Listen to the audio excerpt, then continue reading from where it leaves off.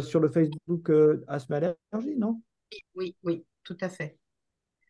Alors, cette réunion est diffusée en direct, donc C'est le moment où il ne faut plus dire de bêtises. voilà. Donc on ouvre alors. Oui, attends une seconde. Voilà. Je nous ai en direct, hein. Alors, c'est bon. On y va. Bonsoir à tous, merci de nous rejoindre pour ce webinaire Asthme et Allergie. C'est un rendez-vous mensuel. On a la chance ce soir d'avoir avec nous le professeur Kola Tcharakian qui travaille à Foch, plutôt dans le domaine de l'asthme et l'asthme sévère. Euh, et aujourd'hui, il va nous faire une conférence sur la pollution, sur son impact et sur les protections qu'on peut mettre en place.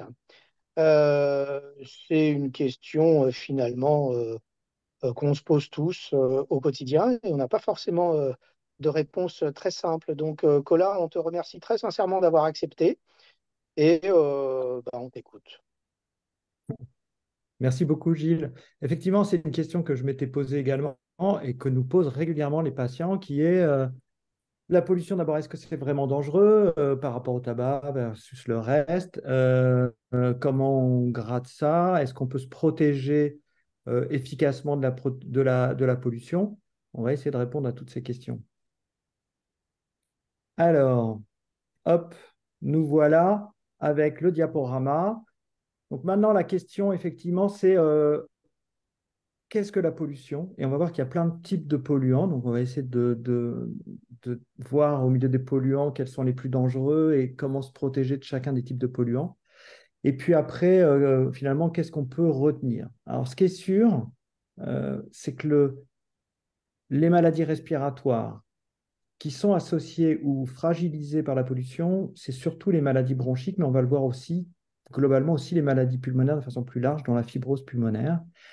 Et on dit souvent quand même qu'il y a à peu près 4 millions d'asthmatiques et 3,5 millions de BPCO. Ça fait potentiellement rien que ça, pratiquement 7,5 millions de Français qui sont fragiles et qui peuvent être potentiellement gênés par la pollution.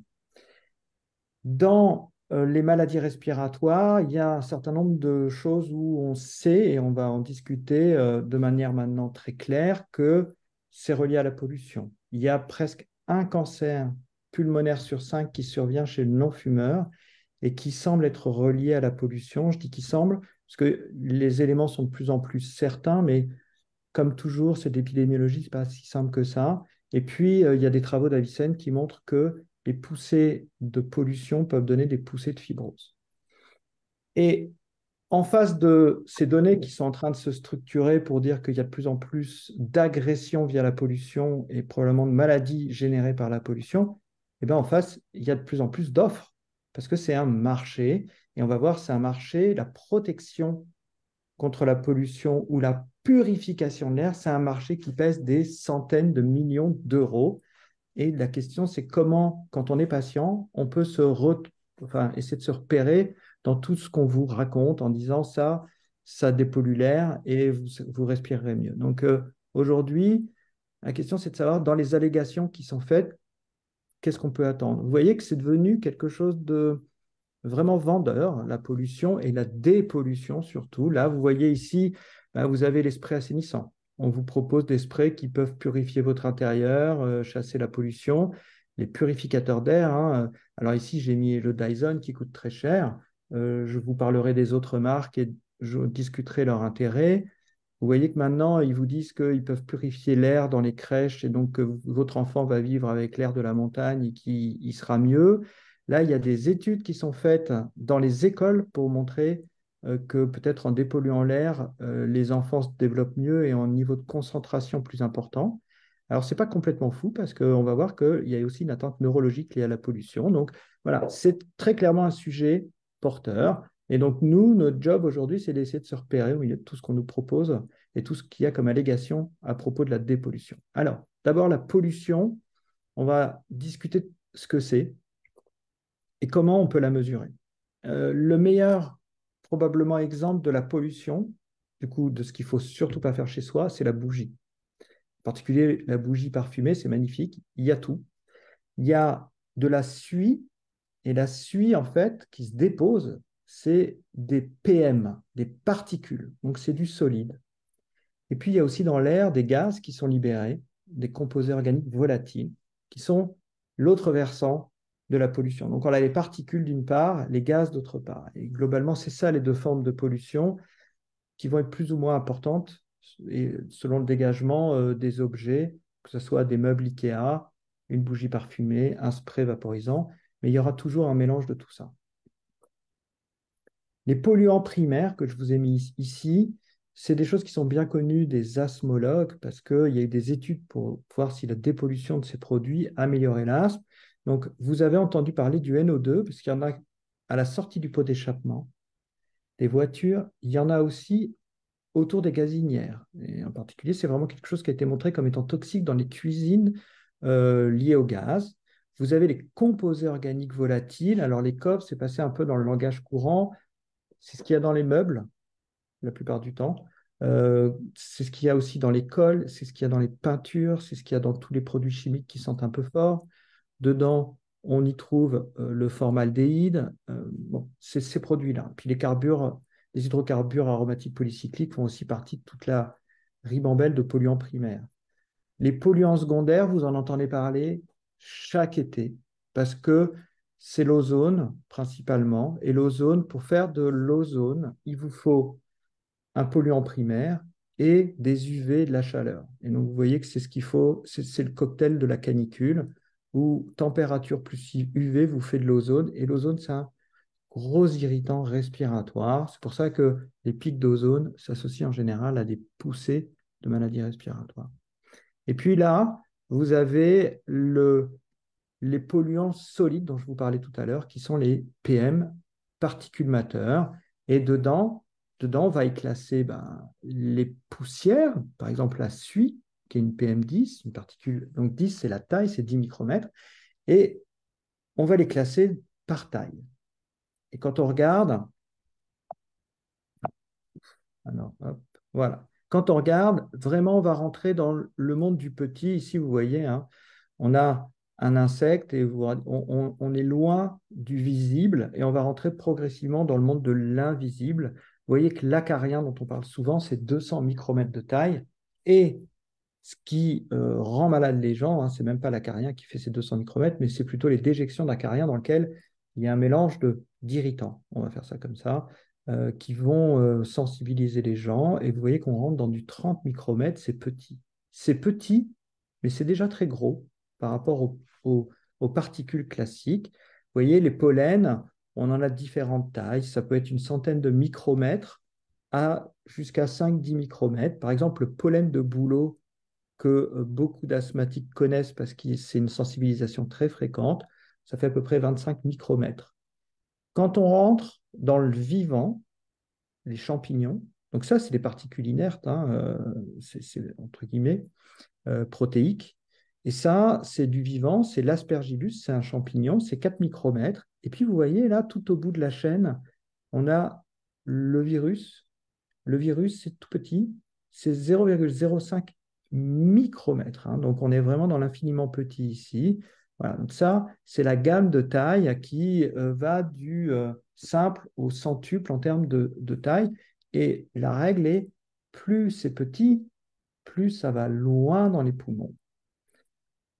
Maintenant, avant d'attaquer les maladies qui sont générées par la pollution et la mesure de la pollution, juste une règle qu'il ne faudra pas oublier et que je vous donne maintenant, c'est que la pollution la plus importante, c'est la pollution intérieure.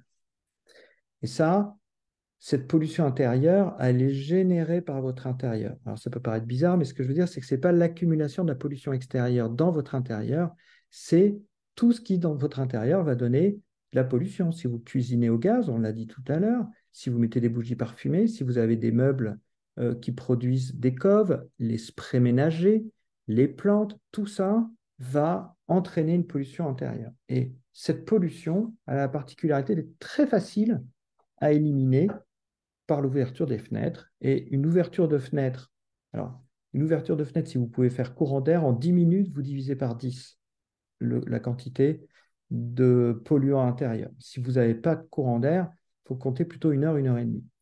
Et chose très intéressante, on vous dit, en période de pollution extérieure, ouvrez quand même vos fenêtres. Pourquoi? Parce qu'on sait que la pollution intérieure, elle est plus élevée que la pollution extérieure, et que la pollution intérieure, elle ne se concentre pas tant que ça à l'intérieur, et vous verrez qu'on divise par 2 à peu près la pollution extérieure quand on ouvre ses fenêtres, quand elle rentre à l'intérieur. Donc finalement, la pollution extérieure, elle ne contamine pas tant que ça la pollution intérieure. Puis la troisième règle qu'il faut connaître, c'est que la pollution extérieure, c'est ce que je vous disais, elle est toujours inférieure à la pollution intérieure. Ce qui fait que tout au long de ce topo, je vous dirais, pensez à ouvrir vos fenêtres. Parce que ça, c'est quelque chose qui marche et c'est aujourd'hui très bien démontré. Très bien. Dernière chose, les PM2,5. Alors, on s'en fiche. Je vous en parlerai plus tard. Alors maintenant, je vous ai dit comment on peut mesurer la qualité de l'air. Eh bien, vous avez pour l'air extérieur plusieurs sites qui marchent très bien. Il y a Prévert ici, qui vous permet de savoir quelle est la qualité de l'air. Il y a AirParif, qui vous donne également une idée globalement, vous voyez, alors nous, l'hôpital Foch, il est à Suresnes, donc on peut savoir finalement le niveau de pollution de chacun, du type de pollution. Et là, par exemple, c'est l'ozone qui est le plus polluant, qui était le pire au moment où j'ai regardé. Donc ça, on sent que j'ai regardé en été. Puis vous voyez que vous avez aussi les pollens et vous pouvez avoir une idée de la qualité de l'air. Moi, j'ai regardé, mon téléphone, il me fait la même chose, hein. C'est-à-dire qu'il me donne en général la qualité de l'air, un indice qui cumule les particules, les gaz, par exemple l'ozone, et puis les pollens. Et avec tout ça, il vous fait un indice de qualité de l'air pour savoir si vous devez aller courir entre midi et 2 ou s'il faut plutôt courir à la fraîche le matin avant que la pollution soit accumulée. Il y a Atmo aussi qui peut vous proposer non seulement une identification du degré de pollution, mais leur but, c'est d'arriver à vous donner quasiment un niveau de pollution dans votre rue à une heure donnée. Donc, on est en train de rentrer dans de l'extrême précision pour la pollution extérieure. Et puis, si vous voulez savoir de façon globale quelle est la ville le plus polluée, eh ben, à ce concours, c'est Marseille qui gagne. Et vous voyez que Paris, qu'on voit souvent comme une ville très polluée, qui est une ville polluée, mais n'arrive finalement qu'en 21e position. Et elle est très loin en termes de pollution par rapport aux autres villes. Et puis, si vous voulez aller dans une ville peu polluée, ben, vous voyez, je vous ai mis les 3 principales pour vous dégager des sites les plus pollués. Alors, maintenant qu'on sait comment mesurer la pollution extérieure, la question c'est comment on mesure la pollution intérieure. Alors ça, vous trouverez dans le commerce plein de dispositifs qui va du simple au quadruple en termes de prix. Vous voyez, je vous ai montré ce petit appareil-là. Le View Plus, par exemple, il va mesurer la radon, il va mesurer le CO2, votre taux d'humidité, qui est très important, on en reparlera.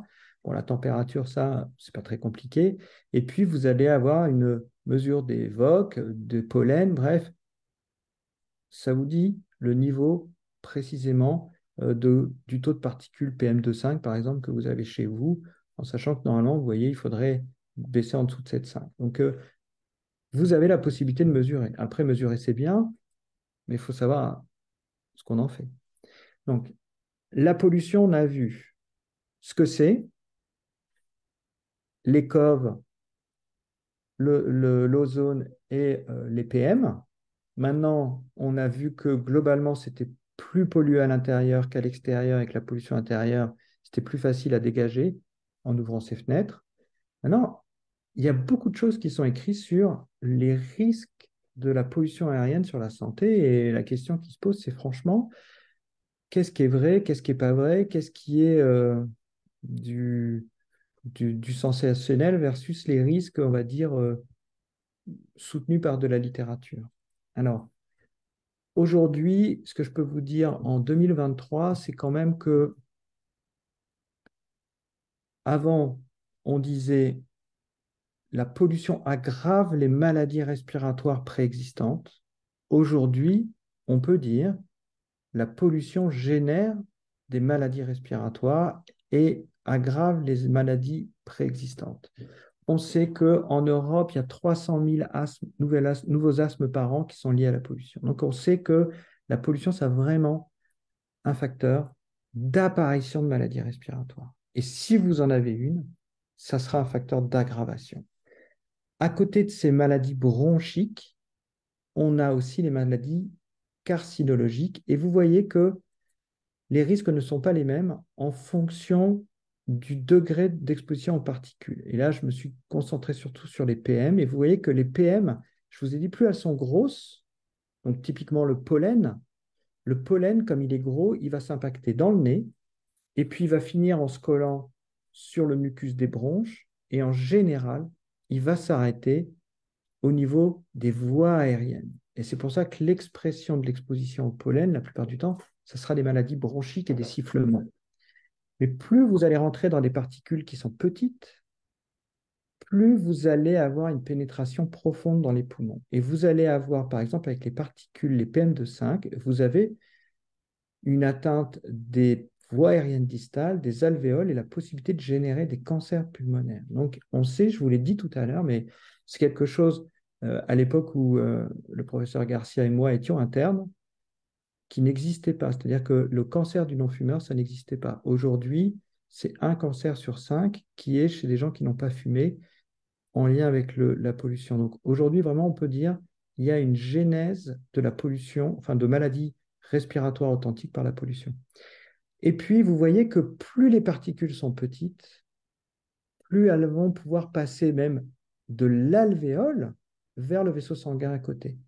Et une fois qu'elles sont dans le sang, eh ben, elles vont diffuser dans les organes.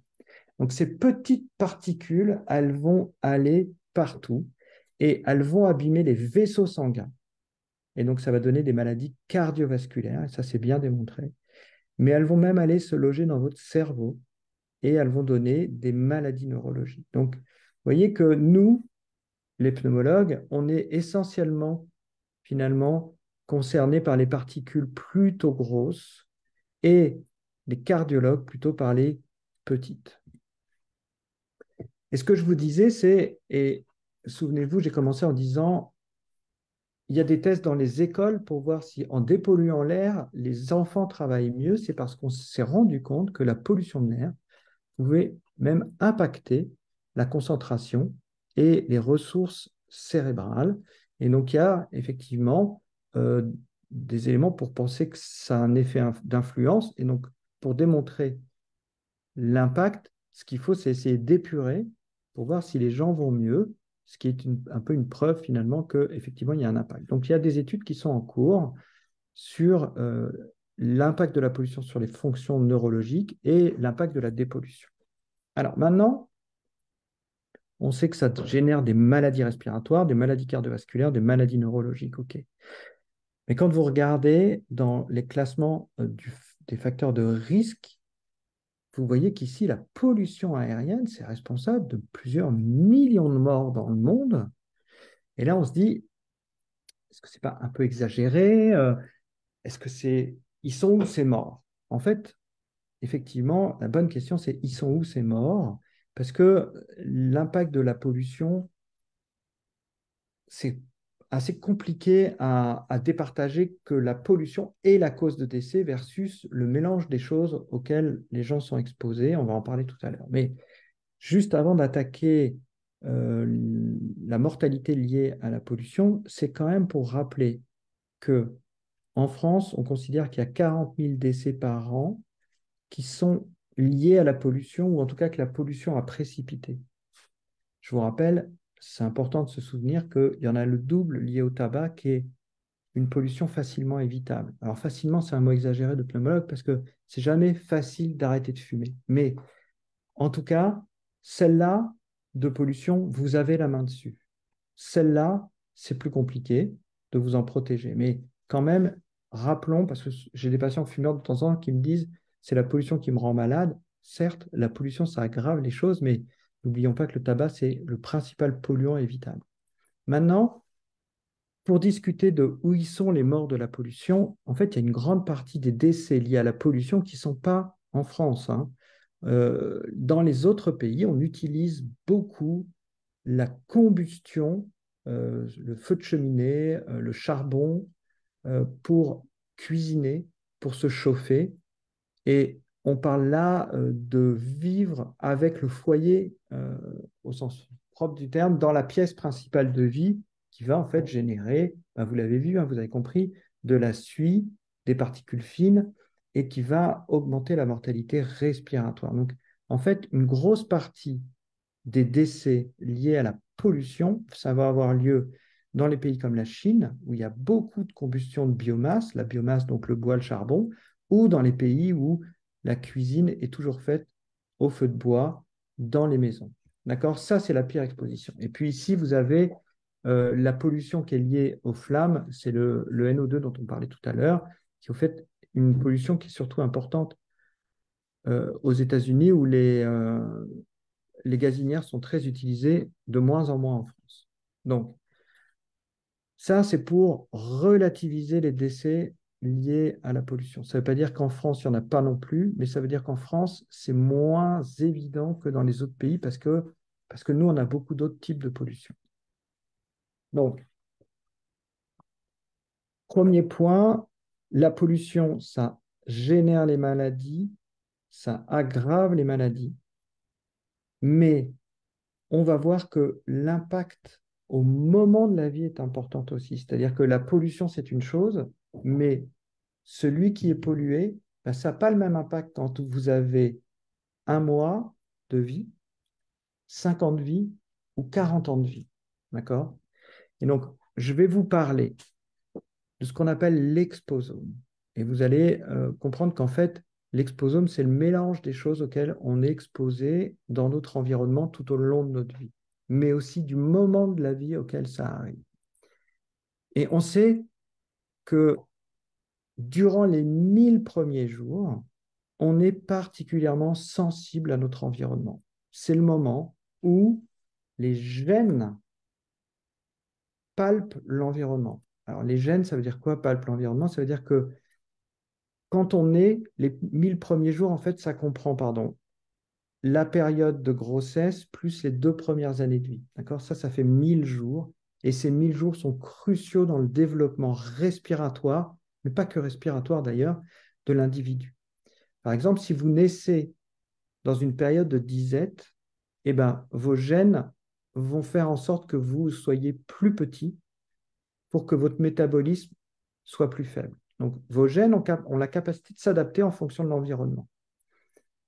C'est plutôt une bonne chose normalement. Sauf que bah, si par exemple votre maman fume, bah, on sait que, et par exemple, le fait d'avoir fumé pour une femme avant l'âge de 15 ans, ça va impacter les ovocytes qu'elle a dans ses ovaires, et il y a plus de probabilité, même si elle a arrêté de fumer au moment de sa grossesse, qu'elle fasse des enfants asthmatiques. Alors, il ne faut pas gronder nos parents, hein, ils ont vécu dans l'environnement qu'ils pouvaient, ils ont sûrement fait des bêtises, mais c'est la vie. Mais en tout cas, voilà, c'est un paramètre qu'il faut prendre en compte. Aujourd'hui, on sait que le fait d'avoir été exposé in utero au tabac ou à des polluants va conditionner la survenue de maladies respiratoires plus tard. Et puis, vous avez toute l'exposition de la naissance. Je vous raconte un peu comment ça se passe. Donc, la maman est enceinte, elle se dit, on va préparer la chambre du petit. Du coup, elle repeint la chambre. Pas de bol, dans la peinture, il y a des composés organiques volatiles. Ça sent mauvais, elle va mettre des bougies parfumées. Particules, suie. Elle va acheter des meubles chez Ikea ou ailleurs. Dans les meubles, il y a des composés organiques volatiles, du formaldéhyde parce qu'il y a de la colle. Du coup, ça sent mauvais, elle met des diffuseurs à encens. Comme elle veut que tout soit propre, elle utilise des produits ménagers qui sont pleins de composés organiques volatiles. Et pour peu qu'il habite à côté du périph' ou qu'il y ait quelqu'un qui fume même sur le balcon, en fait, l'enfant, s'il est exposé à tout cet environnement dans les 1000 premiers jours, il va jamais développer une courbe de souffle normale. Et ça, ce qu'on voit ici, ce développement pulmonaire, c'est l'impact des 1000 premiers jours. Vous allez me dire, c'est la tuile, c'est horrible, oui, mais il faut faire avec. C'est-à-dire que dans les 1000 premiers jours, vous avez votre trajectoire respiratoire qui a été décidée. Après, vous allez vivre avec. Rien n'est définitivement, on va dire, fini. C'est-à-dire que après, vous allez vous développer sur votre couloir respiratoire. Et ce qu'il faut, c'est que certes, votre développement pulmonaire, si vous avez été exposé quand vous étiez petit, est moins bon, mais ça ne veut pas dire que vous ne pouvez pas garder votre potentiel respiratoire. Donc, dans toute la durée de votre vie, ici, le job, ça va être de garder ce qu'on vous a donné. Certes, vous avez moins de réserves si jamais vous avez moins de souffle et que vous le perdez, et il y a plus de risques que vous développiez une maladie respiratoire avec des symptômes et de l'essoufflement, mais voilà, donc il y a une partie où de toute façon les choses sont faites, en tout cas pour nous. On espère qu'on va pouvoir influencer et améliorer les choses pour nos enfants et les descendants de nos enfants, mais voilà, après, l'autre job ici, ça va être de garder au maximum notre souffle. C'est notre job à nous, les docteurs, d'essayer de vous aider, mais c'est aussi votre job en évitant la pollution, qui est donc un facteur d'aggravation de la respiration. Et donc, c'est aussi un des buts de Stopo, c'est de discuter comment on peut se protéger. Pour vous parler de la suite de l'histoire, hein, bah après, vous avez métro, boulot, dodo. Alors, vous le faites dans le sens que vous voulez, mais ça va être l'exposition qui va suivre. C'est l'exposition sur laquelle vous allez avoir une possibilité de jouer. Et donc, bah, vous allez pouvoir vous risquez de vous exposer aux mêmes choses que quand vous étiez petit. Et on va essayer de décortiquer les choses les plus toxiques. Mais en plus d'avoir cette pollution intérieure, bah, vous allez cumuler l'exposition à la pollution extérieure dont on parlait tout à l'heure. Et puis, vous allez exercer une profession. Et toutes les professions ne sont pas égales. Par exemple, coiffeur, on sait que quand on est coiffeur, c'est un facteur de risque d'aggravation majeur de l'asthme parce qu'on utilise des produits. Alors maintenant, ça a beaucoup progressé, mais l'utilisation de lacs, de produits colorants, de toutes ces choses aggrave la maladie respiratoire. Le fait d'exercer une profession avec l'utilisation de sprays de nettoyage, c'est extrêmement toxique pour les bronches. Bref, votre métier va venir aussi rentrer dans la balance. Et tout ça va influencer finalement l'évolution de votre respiration. Ici, je vous ai mis une étude qui était très intéressante parce qu'elle suivait les gens sur 20 ans. Et en fait, on s'est rendu compte sur 20 ans que globalement, les gens qui utilisent les sprays dans leur vie personnelle ou professionnelle, les sprays de nettoyage, eh ben, ils ont plus de risques d'asthme et plus de risques d'avoir un asthme sévère. Pourquoi je vous en parle? Parce qu'un des premiers messages qu'il faut retenir, et je pense qu'on vous en a parlé, mais c'est toujours bon de rappeler qu'il y a des études qui le démontrent, c'est qu'il ne faut pas utiliser les sprays. Mais quoi que ce soit qu'on mette dans le spray, pas de spray ménager, ça pulvérise en fait finalement les produits en suspension dans l'air, c'est extrêmement toxique. Et il y a des études qui montrent que utiliser des sprays avec des nettoyants plus d'une fois par semaine fait perdre le souffle quasiment aussi vite que si vous fumiez 15 paquets à nez.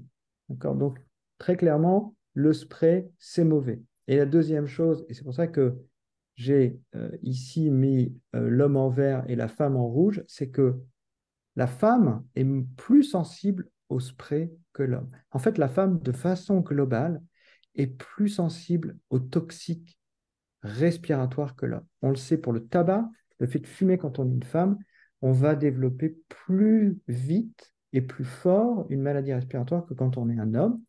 La femme est plus sensible des bronches. C'est vrai aussi pour les sprays ménagers. Et donc, très clairement, quand vous êtes une patiente asthmatique, vous devez demander à votre médecin de vous faire un certificat pour que ce soit votre mari qui fasse le ménage. Alors, ça ne marche pas toujours, mais en tout cas, ce qui est sûr, c'est qu'il faut mieux que ce soit les hommes et très clairement que l'homme en question n'utilise pas les sprays, mais utilise des produits sur des chiffons. Ça, c'est juste pour vous dire, encore une fois, que l'exposition n'est pas identique entre hommes et femmes, mais le fait d'être un homme et exposé, c'est pas bon non plus.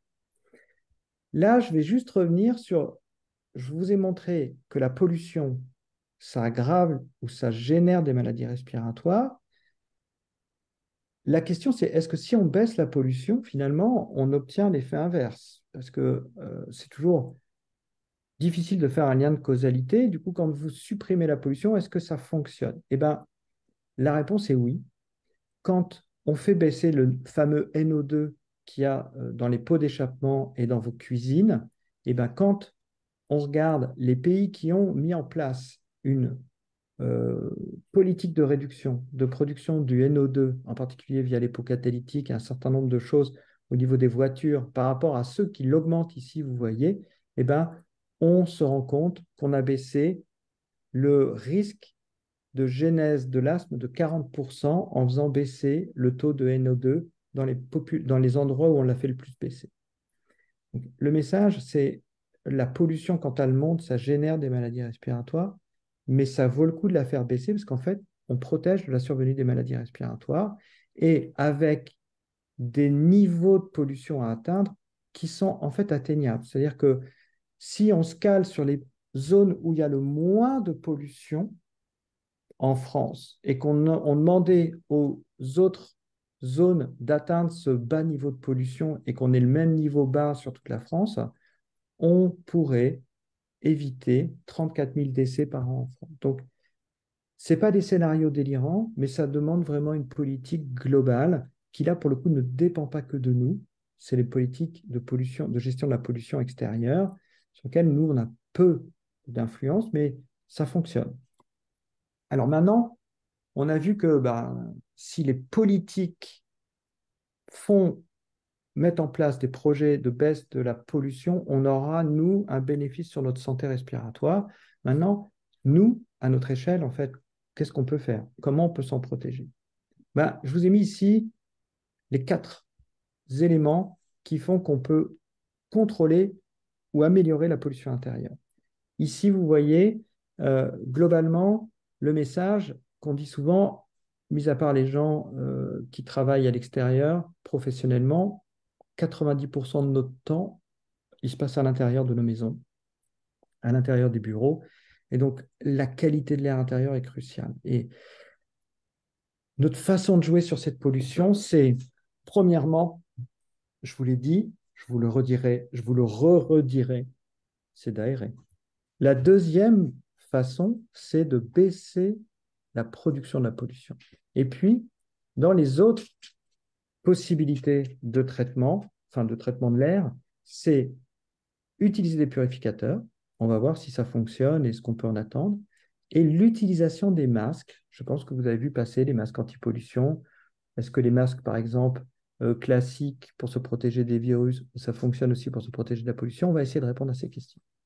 Alors, purificateur et masque, on va attaquer. Donc, j'avais commencé le topo en disant il y a des études là qui, en tout cas, il y a beaucoup de communication autour de la purification de l'air et des bénéfices à attendre. Et puis, il y a du marché.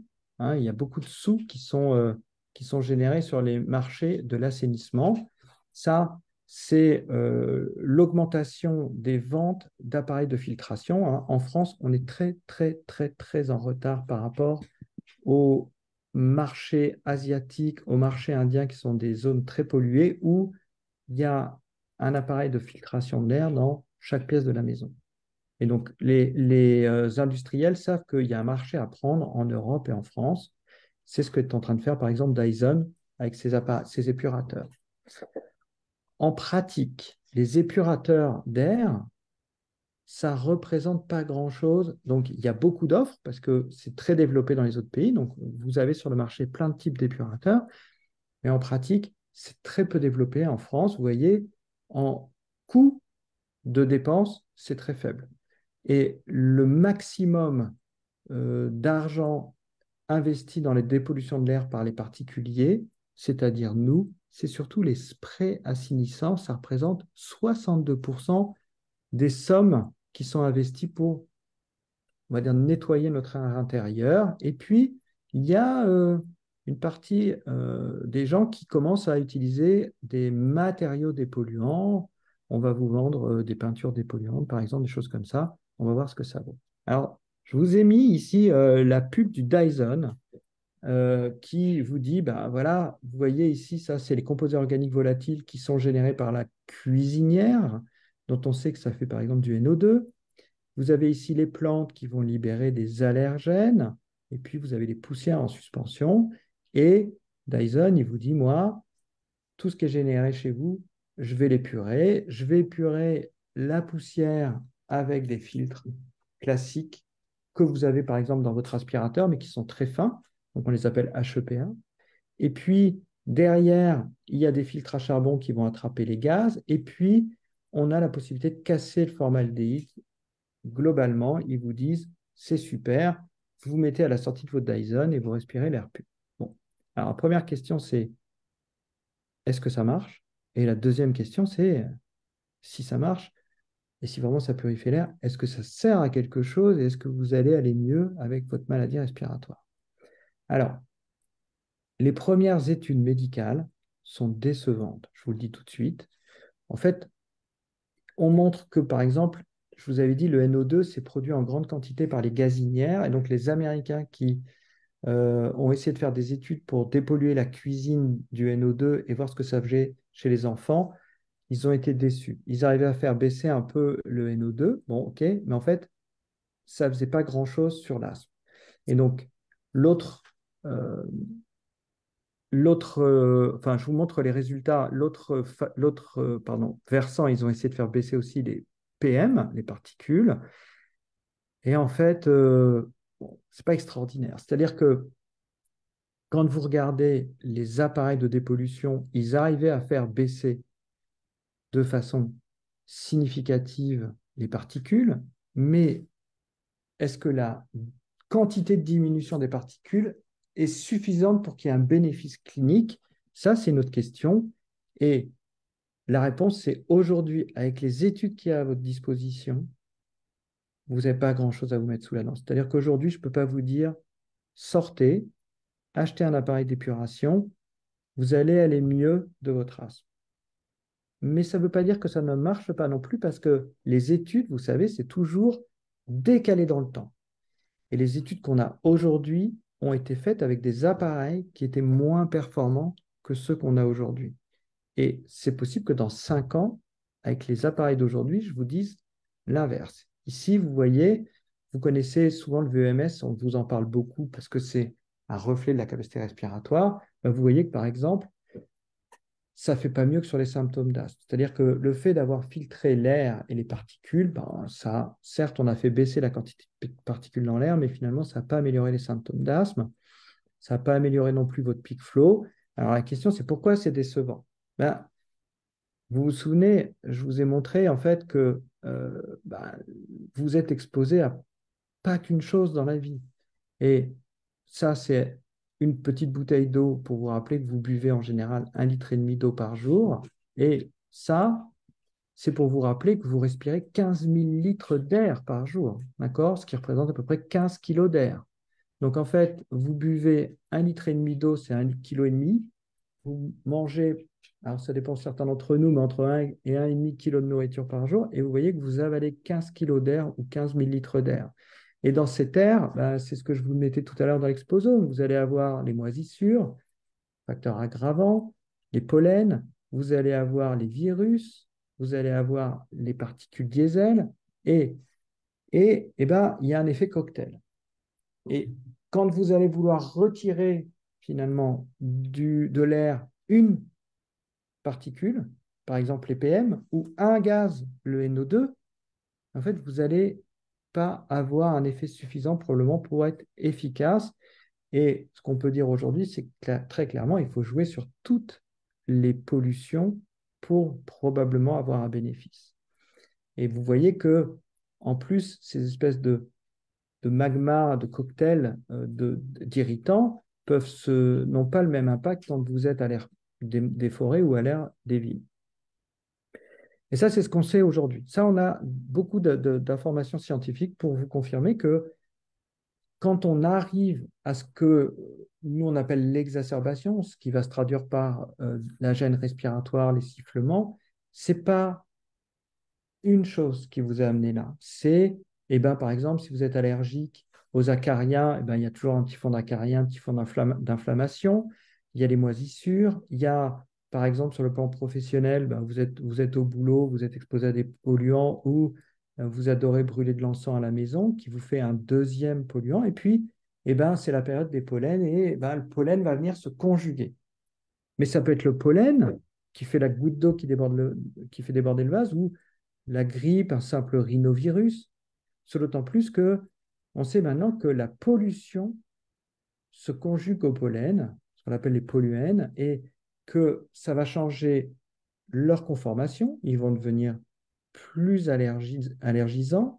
Ils vont changer la réponse immunitaire au pollen. Ils vont montrer des zones de pollen que normalement on ne devrait pas avoir avec notre système immunitaire. Bref, vraiment, la pollution, elle vient, vous avez compris, changer la donne au niveau des allergènes. Et cette conjugaison, on la connaît. On sait que, par exemple, quand on mélange virus et pollen, on multiplie par 20 le risque d'aller à l'hôpital. Ça, je vais vous le remontrer. Et c'était quelque chose qui était connu, cette association finalement entre l'environnement et les virus. On sait que après l'orage de poussière saharienne qu'il y a eu, il y a eu, quand c'est arrivé au Tenerife, vous voyez cet orage, derrière, il y a une poussée de Covid. Vous allez me dire, c'est bizarre. Et la réponse est non, c'est pas bizarre, c'est connu. Ça avait été remarqué déjà dans une vieille publication de 1964 en Angleterre, que le smog, c'est-à-dire la pollution, favorisait les épidémies de grippe. Pourquoi? Eh bien, c'est à nouveau l'effet cocktail, c'est-à-dire que vous pouvez vous contaminer auprès de quelqu'un avec un virus dans le nez, mais que votre système immunitaire arrive à contrôler la situation. Et puis qu'à l'occasion d'une deuxième irritation de la muqueuse, eh ben, le virus, il arrive à passer la muqueuse et à vous infecter. Et donc, vous voyez que on peut être porteur d'un virus sans être malade, ça on le sait, mais qu'à l'occasion d'une deuxième ou troisième agression, eh ben, la maladie va apparaître derrière. Et ça, c'est ce qu'on montre bien dans cette étude, par exemple, où le petit grain de sable, sans mauvais jeu de mots, c'est l'orage de poussière saharienne qui va faire le pic d'épidémie Covid. Ce que je vous disais tout à l'heure, c'est que quand on est exposé et au pollen de bouleau et au rhinovirus, on multiplie par 20 le risque d'atterrir à l'hôpital. Donc, pourquoi on a du mal à démontrer dans la purification d'un irritant que ça fonctionne? Parce qu'en fait, si vous purifiez qu'un irritant, vous perdez, vous n'êtes pas assez efficace et qu'il faut en fait jouer sur le cocktail pour arriver à améliorer les choses. Et puis après, il y a les discussions de l'appareil lui-même. Et en fait, les tests montrent que ce n'est pas aussi merveilleux qu'on vous promet sur le papier. Ceci étant dit, les appareils modernes ne sont pas si mauvais que ça. Vous voyez que, par exemple, pour le formaldéhyde, ils peuvent arriver à retirer, pour les meilleurs, la moitié des concentrations. Pour les pollens, ça marche pas mal. Je vous ai mis ici les chiffres du petit Philips qui est là, qui peut retirer jusqu'à 95% des pollens. Pourquoi? Parce que, souvenez-vous, les pollens, c'est gros. Finalement, c'est assez facile à filtrer. Le Dyson, vous voyez, il en enlève 80%. La fumée de cigarette, qui est en fait un mélange, donc combustion, donc PM et aussi COV, et ben, vous voyez que la filtration de la fumée, le Dyson, là, ça a l'air très impressionnant. Il baisse sur la pub 90% en 20 minutes. Et effectivement, c'est ce qu'on vérifie. Mais en réalité, ça marche que dans les espaces très réduits. Et la deuxième chose qu'il faut garder en tête, c'est que les filtres qui fonctionnent pour capter tous ces polluants, il faut les changer. Et en fait, ça coûte cher. Et que les performances, elles chutent très rapidement sur les appareils si vous ne changez pas les filtres. Donc, très clairement, quand vous achetez un appareil, il faut en connaître les limites. Ça marchera très bien sur les grosses particules.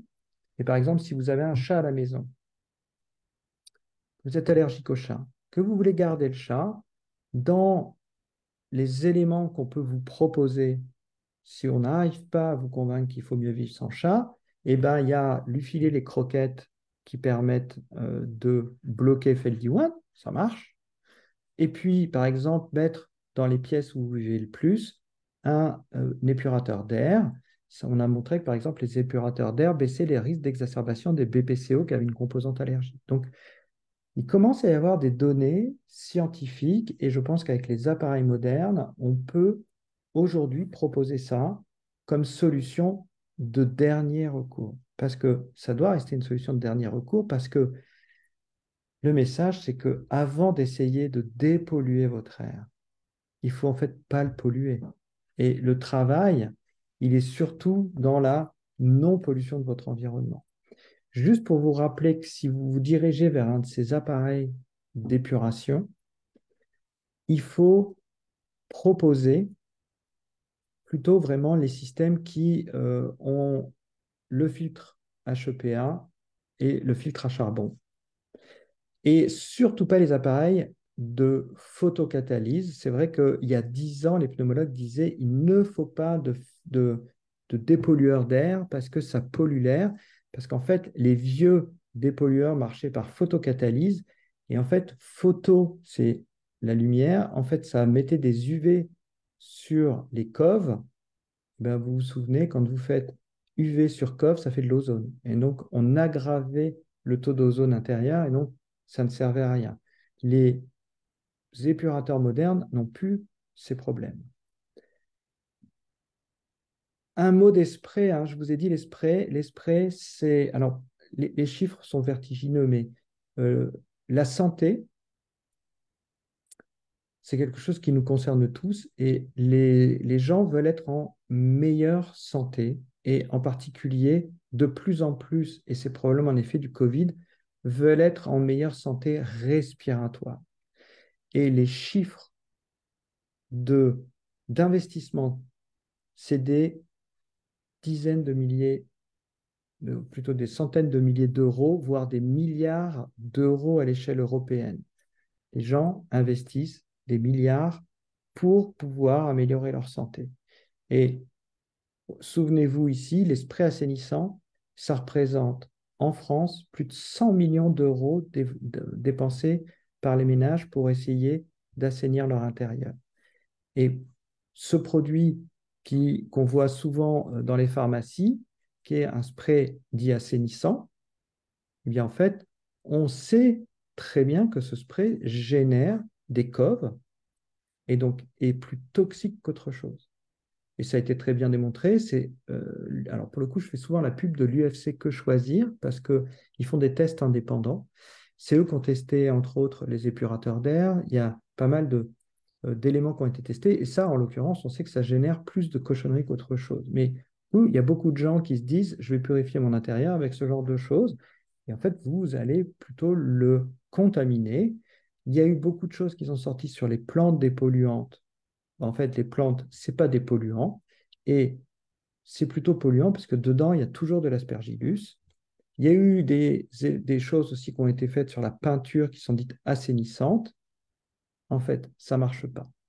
Il y a même eu Ikea qui vendait des rideaux assainissants. Ça fonctionne. Alors, ça fonctionnait, mais ça libérait dans l'air des nanoparticules. Du coup, c'était une autre forme de pollution. Alors, on discutait maintenant du dernier volet qui est le masque. Le masque, est-ce que ça fonctionne? Est-ce que ça vous protège? Alors, c'est décevant encore une fois dans les tests médicaux. Vous voyez, là, ils ont fait des tests dans une onglerie. Pourquoi une onglerie? Ben, en fait, c'est un peu comme le métier de coiffeur. Il y a beaucoup de solvants dans les produits de vernis. Et donc, vous êtes exposé à plein de cochonneries quand vous êtes travaillé dans une onglerie. C'est un facteur aggravant de l'asthme. Et ben, quand on regarde l'efficacité des tests, pour faire simple, il n'y a que les masques à charbon activés qui fonctionnent parce qu'il n'y a que ça qui capte les coves. Et le problème, c'est que dès que ça devient humide, et donc le problème, c'est que vous respirez toute la journée dans votre masque, qui devient humide parce que dans l'air que vous exhalez, il y a de l'humidité, le masque va perdre son efficacité. Donc, ça ne veut pas dire qu'il ne faut pas le mettre, mais ça veut dire qu'il faut savoir qu'au bout d'un moment, il sera moins efficace. Donc, les masques à charbon activés, ça marche sur les coves, mais par exemple, si vous faites du cyclisme, ils vous vendent maintenant des masques au charbon activé anti-pollution. Ben, le problème, c'est que vous pédalez, vous respirez beaucoup dans votre masque, vous mouillez votre masque et vous risquez de perdre le bénéfice. Aujourd'hui, je ne peux pas, par exemple, vous conseiller de prendre un masque anti-pollution si vous faites du vélo à Paris. Alors, on peut voir les choses à l'inverse. Je ne peux pas non plus vous le déconseiller. C'est-à-dire que Moi, ça ne me semble pas complètement fou de mettre un masque avec un charbon activé qui filtre effectivement les gaz à partir du moment où il est parfaitement étanche, parce que normalement, ça doit fonctionner d'un point de vue physiopathologique, mais je ne peux pas vous garantir qu'il y ait une pertinence clinique à le faire. Je n'ai pas d'études médicales qui me permettent de dire ça. Donc, après, je pense que c'est votre sentiment. Voilà, je ne peux pas vous le déconseiller parce que c'est pas dangereux, mais je ne peux pas vous assurer que ça aura un bénéfice. Pour finir, aérer, on l'a vu au début, c'est vraiment la seule chose pour laquelle les études sont vraiment très claires dans les éléments qui vont baisser le risque d'aggravation de maladies respiratoires. Donc, j'ai mis aérer 1 heure parce que c'est ce qu'il faut au minimum si vous n'avez pas de courant d'air. Contrôler l'humidité parce qu'au-delà de 50% d'humidité, vous avez des risques de développement de moisissures, d'acariens et idéalement une température, on dit inférieure à 19 au moins dans la chambre. Ça, voilà, c'est le cocktail idéal pour un air sain intérieur. Après, on peut retenir aussi que les sprays assainissants sont polluants, que la dépollution par photocatalyse est polluante et que les plantes assainissantes sont polluantes. On peut laisser tomber. On garde en tête, et c'était un des messages, que dépenser de l'argent pour assainir son intérieur, ce n'est pas forcément logique si on continue de le polluer. Ici, je vous ai mis une analyse des meubles et de la libération des produits, des coves de ces meubles.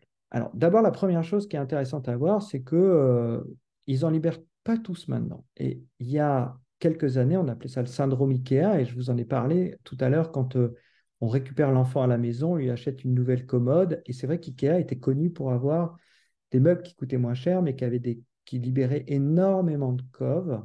Et en fait, ils se sont fait tacler très fort, et ils ont beaucoup travaillé dessus. Et vous voyez qu'aujourd'hui, les meubles IKEA sont ceux qui libèrent le moins de coves. D'accord? Et à l'inverse, la Redoute, qui coûte quand même plus de 2 fois le prix, il libère plein de coves. Donc le prix n'est pas une garantie de non-pollution. Vous pouvez voir ici que le temps passant, vous allez avoir quand même, heureusement, une diminution du nombre de coves. Et donc c'est vrai que si vous avez le luxe, vous pouvez laisser le meuble dans le garage 1 mois. C'est pas très pratique, mais voilà, et que quand même au bout d'1 mois, il va avoir divisé par 5 la production de colle. Donc c'est ce qu'on appelle nous avoir une pièce de dégazage.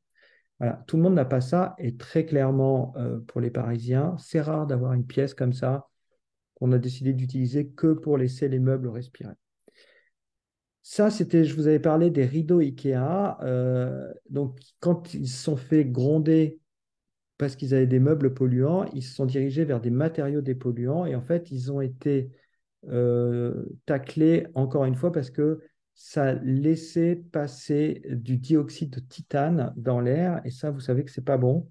Donc, du coup, ils ont disparu de la circulation, mais vous avez vu qu'ils ont sorti des purificateurs d'air. Donc, IKEA reste quand même très concentré sur la qualité de l'air intérieur. Un petit message et un peu de pub pour ce jeu que peut-être certains d'entre vous ont fait dans des séances d'éducation thérapeutique, qui est le jeu Dépollulaire, qui est très didactique, où vous avez une sorte de, je ne sais pas si on pourrait dire ça, un Monopoly, quoi, et vous avez les différentes pièces de la maison avec les différents polluants qu'on peut y trouver et les polluants qu'il faut éviter. Et donc, il y a des programmes d'éducation thérapeutique qui l'utilisent aujourd'hui, avec la possibilité de former les médecins qui ont les écoles de l'asthme. Et c'est franchement, c'est un jeu très ludique, très bien fait. OK. Avant de vous libérer, parce que ça fait quand même un petit moment qu'on discute de pollution, donc on a compris que la pollution extérieure, c'est dangereux, indéniable, qu'on a peu de possibilités de lutter contre, mais que quand on arrive à la faire baisser avec des politiques de santé publique, c'est mieux. La pollution intérieure, très clairement, c'est souvent nous qui la générons, et avant d'investir dans des appareils très chers, Clairement, il faut baisser la pollution qu'on génère nous. Ensuite, il faut ouvrir ses fenêtres tous les jours, hiver compris, jour de pollution compris. Et ensuite, dans un deuxième temps, si vraiment on est exposé à une pollution pour laquelle on ne peut pas contrôler, discuter un système de dépollution de l'air. OK. Maintenant, la dernière phase, c'est la protection de l'intérieur. Ça paraît saugrenu ce que je vous raconte, mais en fait, dans l'exposome, il y a un truc qui vous protège, c'est votre alimentation.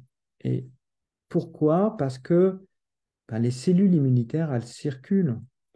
Et en fait, les cellules immunitaires, elles passent leur temps à circuler du tube digestif vers les poumons et vers les autres organes. Et quand on mange des légumes et des fruits, on baisse l'inflammation dans son tube digestif et les cellules immunitaires qui retournent dans les poumons sont moins énervées et calment finalement l'inflammation. Et si je vous présente par exemple ces fruits que je vous demande, quelle consommation, enfin quel est de ces aliments celui qui permet de se protéger le mieux contre le risque de présenter un asthme ou une exacerbation d'asthme, eh bien c'est la carotte dont la consommation régulière baisse de 20% le risque de développer un asthme. Donc ça reste la carotte toujours bon. Vous voyez que le régime méditerranéen est associé très clairement à un bénéfice sur l'asthme. Alors, pas que sur l'asthme, parce qu'on en entend parler, par exemple, pour les maladies cardiovasculaires, mais le fait d'avoir une alimentation équilibrée avec un régime méditerranéen, ça vous protège aussi des exacerbations d'asthme. Donc, ce qu'on mange impacte très clairement nos maladies respiratoires. Donc, vous pouvez effectivement dépolluer l'air intérieur, mais il faut aussi vous dépolluer de l'intérieur pour baisser le risque d'exacerbation. Vous voyez qu'il y a moins 80% d'asthme non contrôlé chez les gens qui qui suivent un régime méditerranéen. Donc, ce n'est pas du tout sans conséquence et vous avez un vrai bénéfice.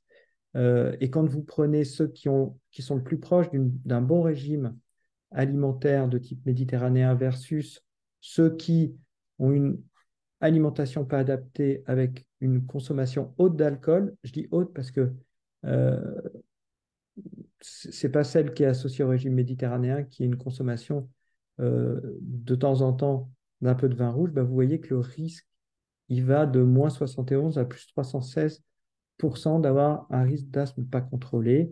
Et il y a une étude qui a été faite, je ne sais pas si vous aviez vu le film Super Size Me, qui est quelqu'un qui se bourre de McDonald's, si on fait simple, et qui montre que sa santé va se dégrader.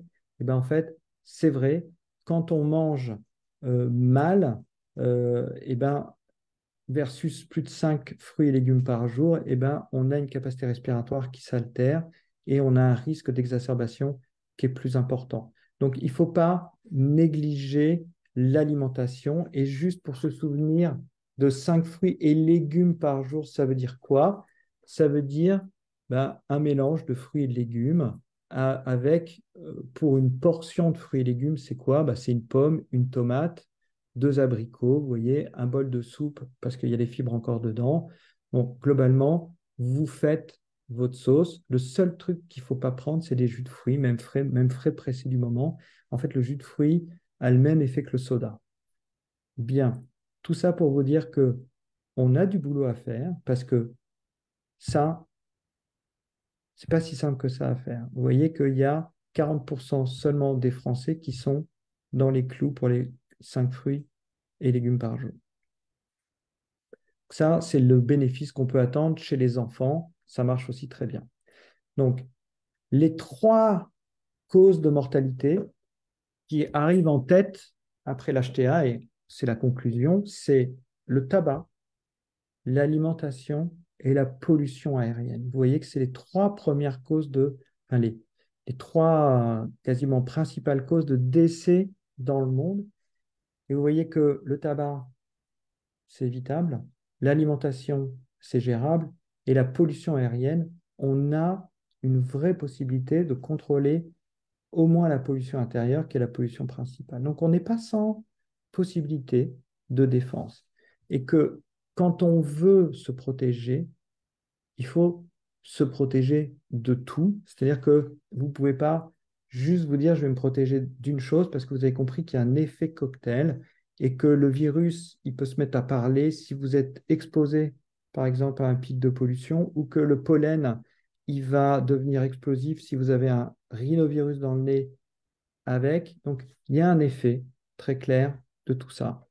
Et aujourd'hui, on va quand même plus à la facilité, c'est-à-dire que souvent, on utilise plus volontiers un spray assainissant qui est polluant que d'arrêter de fumer.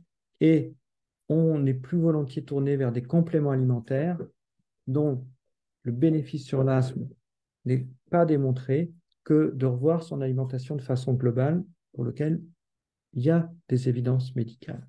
Donc notre job, très clairement, c'est ça, hein, c'est éduquer pour ne pas ajouter de pollution à la pollution, en premier élément, aérer et se protéger en deuxième élément, et les masques, ça marche pour les allergènes, et les épurateurs d'air, ça marche très bien aussi pour les allergènes, et on peut, si jamais toutes les mesures ici ont été faites, se tourner vers ces solutions, et puis le mode de vie, très clairement, voilà, l'activité physique, l'alimentation, l'alcool, c'est les poncifs, mais ça fonctionne vraiment.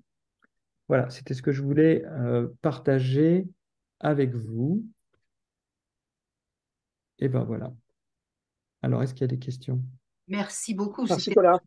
passionnant. Passionnant. Euh, alors, moi, j'ai des questions, on ne va pas pouvoir toutes les traiter. Alors, certaines ont déjà été répondues. Alors là, on en a une de Marie-Pierre. On parle de cuisine au gaz, mais qu'en est-il lorsque l'on cuisine à l'électricité, que l'on est gêné malgré la fenêtre ouverte? Est-ce une pollution ou une gêne simplement à cause des odeurs, fumée ou humidité par l'eau qui bout? Oui, c'est plus un effet. Alors, pour le coup, la plaque électrique elle-même ne génère pas de pollution. Que ça soit l'induction, la vitrocéramique ou les vieilles plaques électriques, ça ne génère pas directement de la pollution, contrairement à la flamme.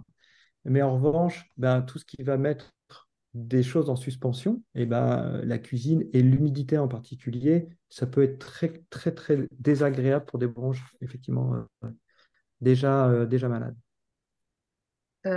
Une autre question de Christelle. Actuellement, le chauffage au bois est en réelle augmentation et la pollution liée aux Hum. particules devient vraiment gênante. Une législation va-t-elle être mise en place? Alors ça, on tombe dans la santé publique. En fait, c'est un vrai problème que soulève cette question qui est aujourd'hui les modes de chauffage alternatifs à cause du coût de l'électricité, entre autres, font qu'on se dirige effectivement vers le feu de bois et que le feu de bois, ça génère des particules fines, c'est vrai, et que ça devient une vraie pollution et que pour l'instant, je ne sais pas ce qui va être fait parce qu'il y a l'économie d'un côté et il y a la santé de l'autre, et que bah, quand on regarde par exemple ce qui est fait pour le tabac, c'est souvent l'économie qui l'emporte. Donc pour l'instant, voilà. Pour l'instant, il n'y a rien de, a priori, Non. rien de prévu. On avait une question aussi qu'on reçoit souvent au numéro vert. Où faut-il habiter? Quel endroit de France vous conseillez pour les personnes asthmatiques qui sont très gênées? Alors bah, il faut aller sur la carte des villes les plus polluées, parce qu'effectivement, la pollution, on ne peut plus dire que ce n'est pas un élément qui rentre en ligne de compte. Et c'est vrai que pendant un moment, les pneumologues n'étaient pas tous convaincus en disant, d'accord, la pollution, ok, mais en fait, la pollution, oui. Euh, En fait, tout le monde n'a pas la même sensibilité, hein. Vous avez bien compris qu'il y a des gens qui sont plus ou moins sensibles à la pollution. Il y en a qui la sentent, il y en a qui la sentent moins. Ça va dépendre aussi du contrôle bronchique sous-jacent. Donc, il faut regarder d'une part les villes les moins polluées. Donc, vous avez vu, il y a Reims, Strasbourg. Il ne faut probablement pas aller à Marseille, c'est une mauvaise idée. Et puis la deuxième chose, c'est que moi je dis aux gens, suivez vos bronches. Parce qu'en fait, tout le monde n'a pas le même endroit paradisiaque. Et il y a des gens qui sont plutôt bien au bord de mer, il y en a d'autres qui sont plutôt bien à la montagne. Et en fait, les bronches, elles peuvent vous guider sur le meilleur endroit où aller. Donc, c'est pas moi qui leur donnerai le point de chute. Ça, faut se mettre à distance de la pollution. Et après, on peut pas tous choisir l'endroit où on vit parce que, en fait, ça dépend de notre budget. Et vivre à côté du périph', à Paris, Ça, c'est démontré comme étant extrêmement délétère pour la santé respiratoire et comme un facteur de déstabilisation de l'asthme. Après, il faut pouvoir déménager, hein. C'est pas forcément facile, hein. Alors, encore une question. Après, je te laisse la parole, Dorian. Tu en as peut-être. Enfin, j'ai deux questions encore. Une question de Jean-Marc, mais à laquelle vous avez déjà en partie répondu, mais peut-être faut-il le rappeler. Est-ce qu'il y a un lien entre les effets de la pollution et la température extérieure, surtout une pollution atmosphérique en période de canicule? Et est-ce que ça va, de ce fait, se développer et se rencontrer de plus en plus souvent, parce qu'on nous annonce des périodes de canicule plus fréquentes? Alors, effectivement, hein, c'est un vrai problème. Euh, Ma consultation d'hier, je crois qu'un patient sur deux minimum me disait que la canicule, ça a été l'enfer.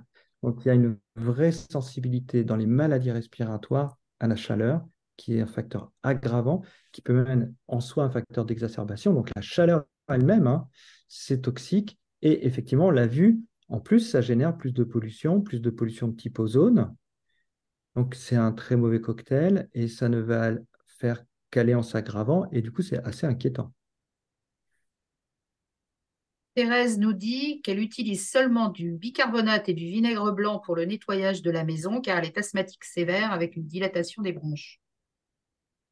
C'est une Continue. bonne idée.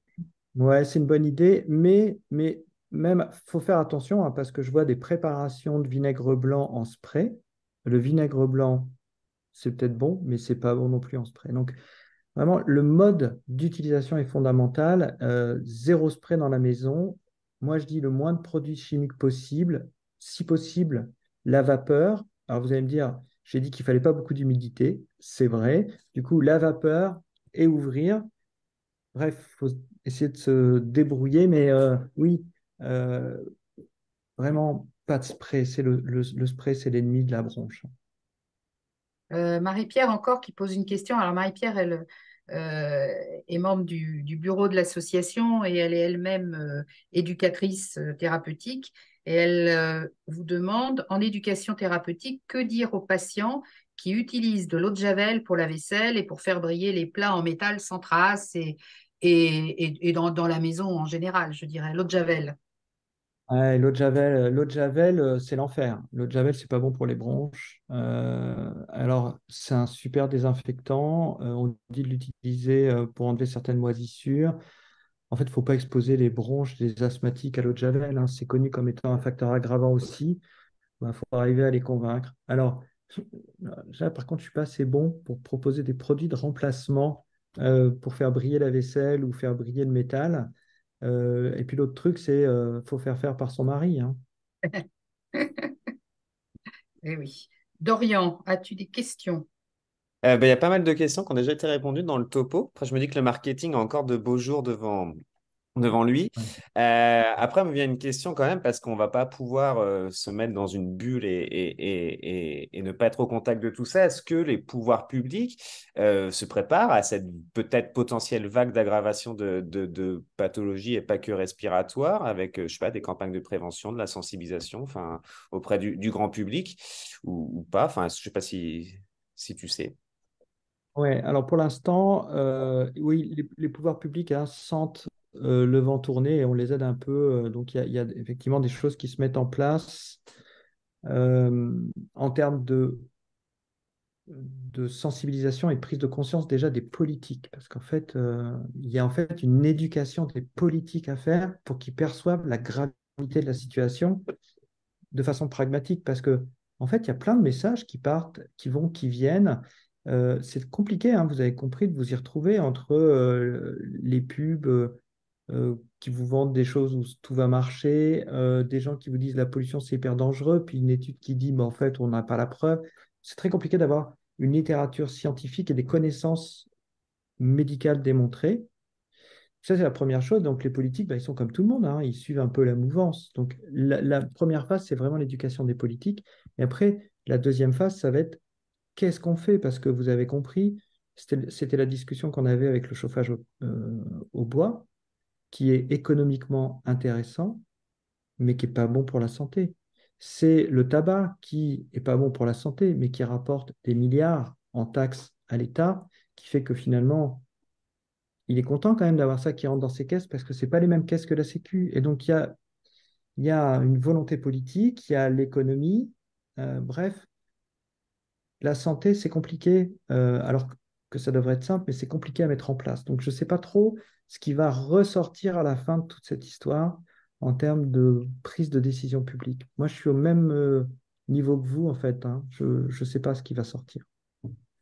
Bon, on peut essayer de pousser aussi de notre côté en tant qu'association. Ah ouais, je Ça pense fait que ça, partie c'est également, vraiment, oui, de notre on est rôle. d'accord. Oui, oui, tout à fait. Qu'est-ce que j'ai d'autre, moi, comme question? Bon, il y avait des questions sur le tabac, mais on y a déjà répondu, hein. C'est le tabagisme passif et les parents, la maman notamment, qui a fumé. Voilà, donc avec le Alors risque ça, c'est oui. enfant. C'est très culpabilisant. Alors, c'est pas le but, hein. Moi, je suis pas là pour culpabiliser. Les gens font comme ils peuvent et avec ce qu'ils ont. Mais on sait que le fait de fumer, y compris quand les gens ne fument pas à l'intérieur, mais de fumer sur le balcon, c'est un facteur d'aggravation des maladies respiratoires des enfants. Le fait d'avoir fumé pendant la grossesse, c'est un facteur d'aggravation potentielle et de genèse de maladies respiratoires. En fait, c'est fou, hein, mais vraiment, le tabac, quelle que soit la façon de le faire, actif ou passif, a vraiment un effet délétère et d'autant plus délétère que vous êtes jeune. Dorian, d'autres questions? Non, peut-être juste rappeler qu'il y a aussi les CMEI qui peuvent se déplacer au domicile, les conseillers en médico-environnement intérieur qui peuvent faire un audit, hein, moi j'appelle ça comme ça, du domicile et pour voir aussi trouver des solutions avec les patients et parfois aussi les bailleurs pour améliorer la qualité de l'air intérieur. Ouais, merci Dorian, c'est une très très très très très très bonne remarque. Alors il n'y en a pas assez, les CMEI, mais le travail qu'ils font est exceptionnel parce qu'en fait, effectivement, ils sont sur place. Ils voient sur place, ils conseillent sur place, ils donnent des propositions pragmatiques.